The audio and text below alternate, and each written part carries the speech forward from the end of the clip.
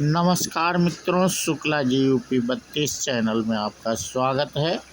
और मित्रों, आज हम इस वीडियो के माध्यम से बात करेंगे कृष्ण सुदामा की मित्रता, इस पे चर्चा करेंगे मित्रों।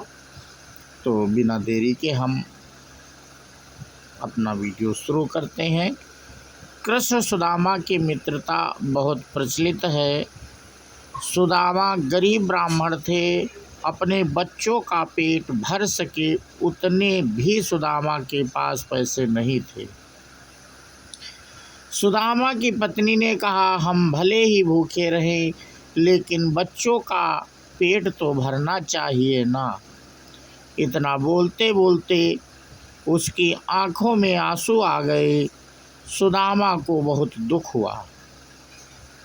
उन्होंने कहा, क्या कर सकते हैं,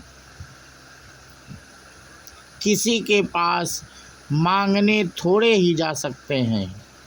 पत्नी ने सुदामा से कहा, आप कई बार कृष्ण की बात करते हो, आपकी उनके साथ बहुत मित्रता है, ऐसा कहते हो।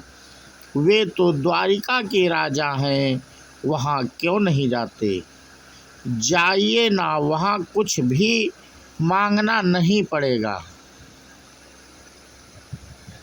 सुदामा को पत्नी की बात सही लगी। सुदामा ने द्वारिका जाने तक तय किया। पत्नी से कहा, ठीक है, मैं कृष्ण के पास जाऊंगा, लेकिन उसके बच्चों के लिए क्या लेकर जाऊं? सुदामा की पत्नी पड़ोस में से पोहे ले आई। उसे फटे हुए कपड़े में बांधकर उसकी पोटली बनाई। सुदामा उस पोटली को लेकर द्वारिका जाने के लिए निकल पड़े। द्वारिका देखकर सुदामा तो दंग रह गए। पूरी नगरी सोने की थी, लोग बहुत सुखी थे। सुदामा पूछते पूछते कृष्ण के महल तक पहुँचे। दरबान ने साधु जैसे लगने वाले सुदामा से पूछा, यहाँ क्या काम है? सुदामा ने जवाब दिया, मुझे कृष्ण से मिलना है, वह मेरा मित्र है। अंदर जाकर कहिए कि सुदामा आपसे मिलने आया है। दरबान को सुदामा के वस्त्र देखकर हंसी आई।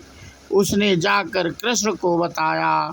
सुदामा का नाम सुनते ही कृष्ण खड़े हो गए और सुदामा से मिलने दौड़े। सभी आश्चर्य से देख रहे थे, कहाँ राजा और कहाँ ये साधु। कृष्ण सुदामा को महल में ले गए। संदीपनी ऋषि के गुरुकुल के दिनों की यादें ताज़ा की। सुदामा कृष्ण की समृद्धि देखकर शर्मा गए। सुदामा पोहे की पोटली छुपाने लगे, लेकिन कृष्ण ने खींच ली। कृष्ण ने उसमें से पोहे निकाले और खाते हुए बोले, ऐसा अमृत जैसा स्वाद मुझे और किसी में नहीं मिला। बाद में दोनों खाना खाने बैठे। सोने की थाली में अच्छा भोजन परोसा गया। सुदामा का दिल भर आया।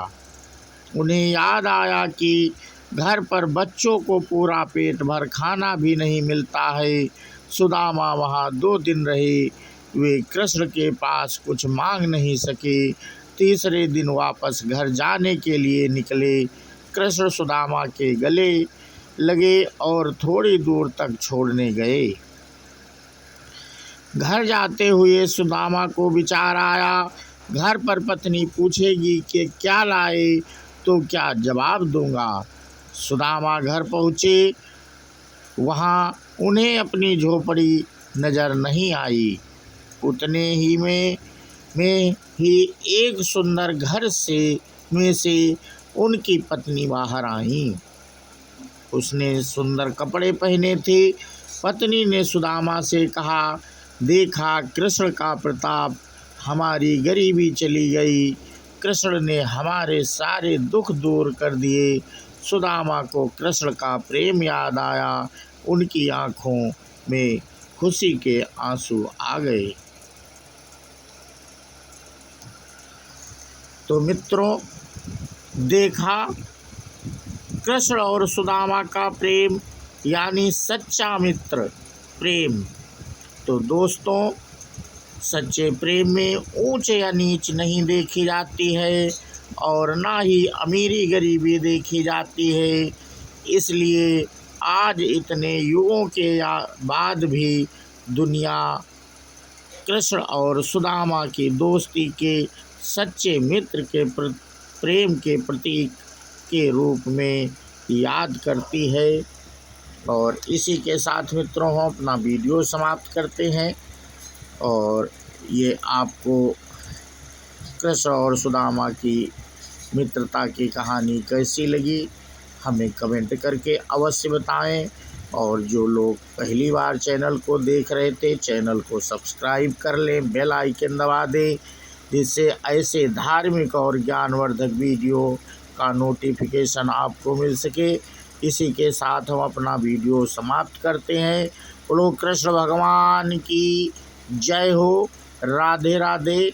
जय हिंद, जय भारत, वंदे मातरम।